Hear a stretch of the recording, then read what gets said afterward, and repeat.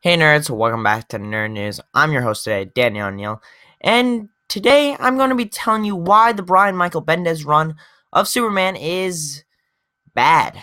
Bendis took over writing for Superman after issue 1000 of Action Comics and began with a 6-issue miniseries called Man of Steel. After finishing up on Man of Steel, he started a new number 1 of the Superman series title and continued to write Action Comics on issue 1001. Both Superman and Action Comics are dealing with the effects of the Man of Steel miniseries currently. Now, with that little context, let me tell you why these stories are bad. I'll start where it all began with Man of Steel miniseries. By the way, no spoilers. Overall, I just think that it's come out within like the last couple of months, so if you haven't gotten a chance to read it, I won't spoil it for you. Overall, this storyline leaves me with more questions than answers. It introduces a new villain that changes Superman's origin in some way, which I won't get into specifics, but his conflict with Superman only starts in issue 5, like physical conflict, and his defeat is anticlimactic, and there's some weird subplot throughout the miniseries of random fires in Metropolis, and the overall ending is just confusing, and left me just confused and where is this going? One good story in this miniseries is with Lois Lane and John Kent, but starts in issue 1, and then it gets settled in issue 6 with little reminders like, hey, don't worry, this subplot's still going on, but they just won't give you any new information. The writing is fantastic. The miniseries is just slow and waits too long for anything to get done, and when it does get done, it's anticlimactic as the whole thing is. So now let's move on to the new Superman title Bendis started at the number 1 with the still Superman name. Now going on a little tangent. I read random issues of comics very often, and it's very easy for me to understand those storylines and just dive in on a random issue of Green Lantern, random issue of Flash, and still enjoy it and like where it's headed. But when I started Superman, I was super confused, and this is a number 1 issue. Apparently, I had to read Man of Steel, the miniseries, before to understand the story, which really pissed me off because it's a number 1.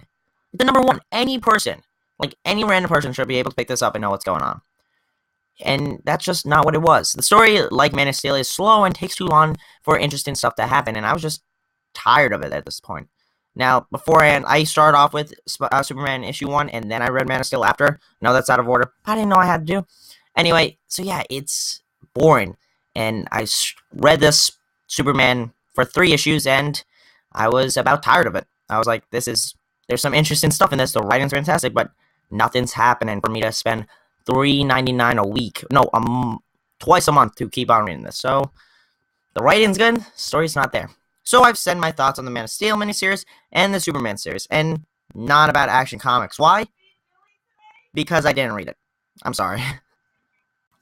Overall, my conclusion is Bendis is a great writer, but not for Superman. I think he writes the character and understands the character of Superman phenomenally, but the overall story takes too long, like I've said 1,000 times, takes too long for things to get started.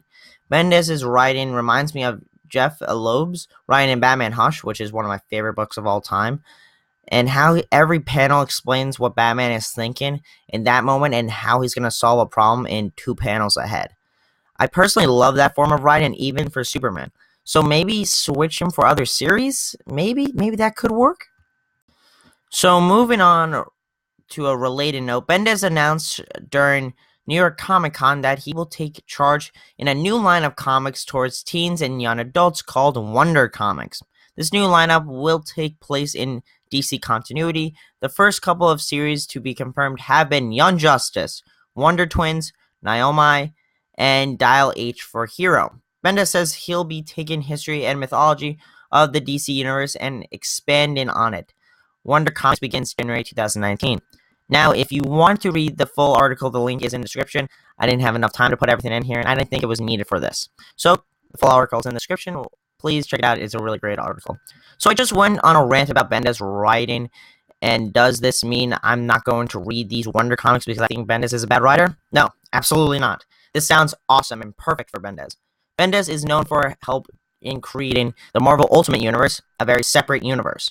Miles Morales, the Spider-Man, or arguably one of the biggest Spider-Mans next to Peter Parker, and several other great characters. He shines when he's writing separate from everything else in the main continuity, or just a side story.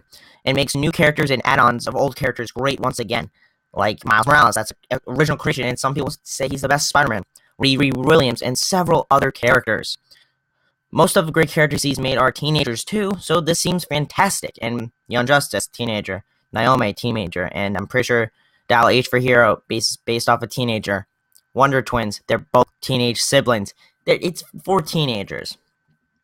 So this seems fantastic, like I said. Maybe that's why Bendis isn't great with Superman. He's already well known, and if anything's added on that people hate, there will be an uproar. So maybe that's why. Superman basically has to be the center of the DC universe, so he can't really do anything separate, you know?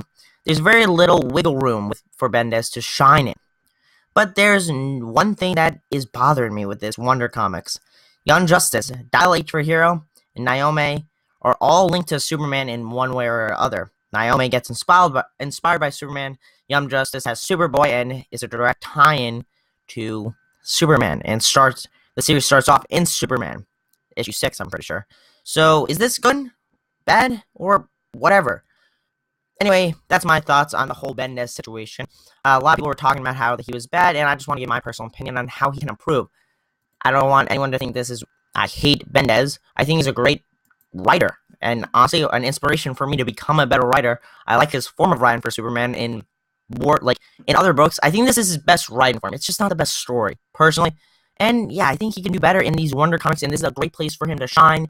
But the tie-ins for Superman, that could be a problem, because it sounds like these Wonder Comics will start off in Superman and kind of be a backdoor pilot.